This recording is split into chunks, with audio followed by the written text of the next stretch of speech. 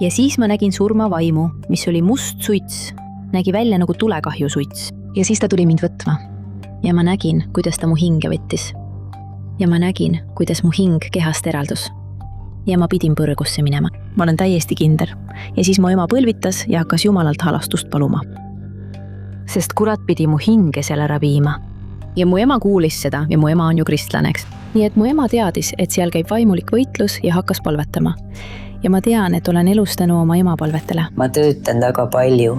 Teen kõvasti tööd, sõna otseses mõttes, et ühel päeval oleks mul oma kirik, võita palju hindi Jeesusele. Kõik patustajad, need, kes peavad end patustajateks, kes teavad, et nad ei lõpeta kunagi patustamist. Isegi kui nad ei taha pattu teha, teevad nad seda sõnas, mõttes või hoiakus. Minu kirik saab olema eelkõige kõigile neile, keda religioossed inimesed põrgusse saadavad. Ma olen juba kirikust lahkunud. Lahkusin usklikust elust, sest nad mõistavad geid hukka. Geil on lihtsam päästetud saada kui usklikul, kellel on selline keel. Halb, leel, tagarääkiv. Uskliku keel. Vennad, kas te olete kunagi mõelnud, mis toimub inimese peas, kes on põrgut lähedalt tundnud? Sai Jumalalt ime, mida teadus ei suuda seletada. Aga täna tahab luua omaenda kiriku. Lihtsalt sellepärast, et ta on mõne piibli tõe peale vihane. Nii et täna räägime Andrea Surakist, kuid ilma teda verbaalselt ründamata, nagu paljud kristlased teevad, ja püüame mõista, mis juhtub siis, kui keegi oma südame kõvaks teeb. See tähendab, et see video ei räägi ainult temast, vaid meist kõigist, kes käivad issandaga. Mina olen pastor Antonius Junior ja täna mõtisklesin siin vennad ühe asja üle, mida peaaegu keegi ei märka. Kas teadsite, et meie hinge jaoks suurim oht ei ole see patt, mille vastu sa iga päev võitled, et mitte langeda? Aga see on siis, kui sa hakkad seda pattu pidama millekski normaalseks ja vastuvõetavaks, kuna sa ei suuda sellest võitu saada. Ja siis hakkad sa oma peas looma Jumalat, kes ei ole piibli Jumal, vaid Jumalat, kes eksisteerib ainult selleks, et täita sinu soove. Ja see, mida Andrea Suraki on internetis rääkinud, ei ole ainult selleks, et tekitada poleemikat või saada meeldimisi. Me märkame, et see on selge märk inimesest, kes on pettunud usulises keskkonnas ja tüdinenud paljude nende silmakirjalikkusest, kes nimetavad end kristlasteks.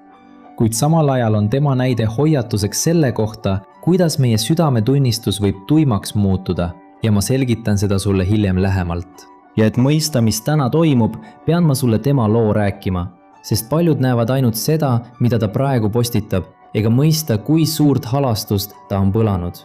Tänane Andressa ei ilmunud lihtsalt tühja koha pealt, ta sai kuulsaks otsides selle maailma auhiilgust üsna meeleheitlikul moel tead. Ta osales konkurssidel, ta krooniti iluvõistlustel, ta osales tõsielusaadetes ja sai väga kuulsaks kogu Brasiilias. Ta ise ütles, et teeks ükskõik mida, et saada hetkekski tähelepanu. Nii et tema elu põhines tähelepanu keskpunktis olemisel, maksku, mis maksab. Ta kasutas isegi väidetavat armulugu jalgpallur Cristiano Ronaldoga lihtsalt selleks, et meedias silma paista. Ja ma tahtsin kuulsusteks. Ma tahtsin kuulsust. Nii et isegi skandaal temaga oleks minu jaoks olnud kuulsuse tipp. Siis oleks mu honorar 3-kordistunud. Aga see keha täiuslikkuse ja inimeste heakskiidu otsimine maksis talle peaaegu elu. 2014 aastal süstis ta oma jalgadesse toodet nimega hüdrogeel ja sellest sai õudusunenägu. Tema keha hakkas seestpoolt mädanema ja tolle aja fotod olid lausa õõvastavad. Ta sattus intensiivravi osakonda ülidise infektsiooniga, mida arstid nimetavad sepsiseks. Ja tema keha oli suremas. Ja seal, sellel külmal haiglavoodil, koges ta midagi, mis muutis tema elu, vähemalt mõneks ajaks. Ta rääkis kõigile, et tundis, kuidas tema hing lahkub kehast ja ütles, et nägi pimeduse paika, hirmu paika, mida ta tundis ära kui põrgu. Ta tundis siis hukkamõistu raskust ja nägi, et tal ei ole enam aega. Aga samal ajal, kui ta oli seal, elu ja surma piiril käis vaimne sõda. Tema emma oli põlvili haigla põrandal. Seal olid universaalkiriku inimesed ja usklikud igalt poolt, kes palusid selle elu eest. Ja Jumal, kes on täis halastust, kuulis palveid ja andis talle teise võimaluse. Ta lahkus sealt kui ime, mida arstid ei osanud seletada. Nüüd mõtle koos minuga. Ta lasi end ristida muutis oma välimust, andis välja raamatu, kus jutustas, kuidas ta suri, et elada ja aastaid oli ta muutumise eeskujuks. aga aja jooksul hakkasime nägema muutust tema südames. ja kõik algas tüliga kirikuga annetuste pärast. ta ütles, et teda manipuleeriti annetama üle 2 miljoni reaali universaalkirikule, sealhulgas raha, pangaülekandeid, autosid, ehteid ja muid varasid. ja lõpuks kohus ei rahuldanud tema nõuet ja ta kaotas kohtuasja, leides, et annetused tehti omal vabal tahtel. aga suurem probleem oli mässu seeme, mis tema südames idanema hakkas. ja tema sõnul oligi see üks põhjustest, miks ta otsustas pöörduda tagasi patuse elu juurde. aga täna ta ei näe seda enam patuna. vennad, piibel hoiatab, mis juhtub nendega, kes tunnevad tõde ja otsustavad sellele selja pöörata. vaadake, mida Jumala sõna ütleb teises Peetruse kirjas, 2 peatükk, salmid 20–22.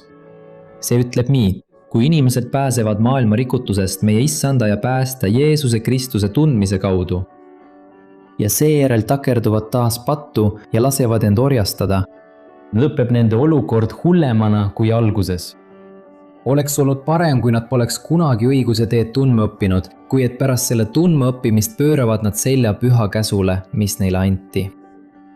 Nad tõestavad vanasõna tõde, mis ütleb: koer pöördub tagasi oma okse juurde ja pestud emis pöördub tagasi porisse püherdama. Vaadake seda, vennad, vaadake, kui karm väljend see piiblis on, eks? Nad lõpetavad veel halvemas seisus kui alguses ja just seda me praegu näeme. Ta ei pöördunud mitte ainult eksimuse juurde tagasi, ta tuli tagasi mässumeelsuse ja trotsiga. Ta tegi selle operatsiooni, et jagada oma keel 2, et olla nagu madu, ja ütles, et eesmärk on šokeerida, usklikke solvata. Lisaks sellele hakkas ta taas täiskasvanutele mõeldud sisuga tegelema. Aga seekord ületas ta kõik moraalsed piirid, mida me teame. Ta hakkas kasutama oma enda poega kaameramehena, osana meeskonnast, kes neid videoid toodab. Ja ta ütles isegi, et poeg on suurepärane professionaal ja tema ei näe selles mingit probleemi. Lisaks teatas ta isegi, et salvestas video koos oma 20-aastase pojaga osade oma tellijate palvel. Ja kas see on tõsi või mitte, see näitab meile, kui hullumeelseid asju inimene võib teha, kui ta evangeeliumist eemaldub. Piibel ütleb roomlastele kirjas, peatükis salmides 25–28, et kui Jumal näeb, et mõned inimesed ei taha tõde teada ja otsustavad teha, mida ise tahavad, Jumal annab nad lihtsalt nende kirgede meelevalda ja siis asi ainult halveneb. Inimesed kaotavad oma loomuliku kiindumuse ja hakkavad tegema absurdseid asju, taunitavaid, nagu selles juhtumis, kus ema kaotab instinkti kaitsta oma lapse puhtust ja hakkab teda kasutama patu pealt kasu saamiseks. Vennad, see on väga kurb ja selle olukorra lõpetuseks teatab ta veel, et avab oma enda kiriku, patuste kiriku. Nüüd, pange siin tähele, sest just siin hakkab vaenlane segadust külvama. Ta ütleb, et tema kirik saab olema koht neile, kes ei tunne end traditsioonilistes kirikutes vastu võetuna ja kasutab seda juttu, et keegi ei armasta neid, eks. Seal ei hakka sind keegi hukka mõistma, aga vennad, räägime siin ausalt. Jeesuse kirik on tõesti koht patustele. Jeesus ei tulnud otsima terveid, ta tuli otsima haigeid. Aga kirik on haigla, kuhu haige tuleb, et saada terveks. Mitte selleks, et teda veendaks, et tema haigus on normaalne. Ja see, mida Andressa siin pakub, ei ole vastuvõtt, vaid vaikil heakskiit. Ta tahab luua koha, kus inimesed tunneksid end vaimulikena, samal ajal kui nad jätkavad kõige selle tegemist, mida piibel hukka mõistab. Aga evangeelium ilma meeleparanduseta on vale evangeelium, sest piibel ütleb, et ilma pühaduseta ei näe keegi issandat. Ja teine punkt, mida me peame analüüsima, on see, kuidas ta kavatseb selle kiriku arveid maksta. Ta ütles, et raha tuleb tema tööst täiskasvanute sisuga ja et ta ei hakka kelleltki kümnist nõudma. Ehk siis ta arvab, et tema töö selles valdkonnas võib rahastada Jumala tööd. Aga piibel on väga selge selles osas, mida issand arvab ohvritest, mis tulevad ebamoraalsusest. Jumal ei võta vastu igasugust raha oma altaril. Vaata, mida Jumala sõna ütleb. 5. Moosese raamatu 23. peatükis. Ärge tooge issand oma Jumala kotta hooratulu ega koera hinda, et täita mingit tõotust, sest issand, teie Jumal, jälestab neid 2 tulu.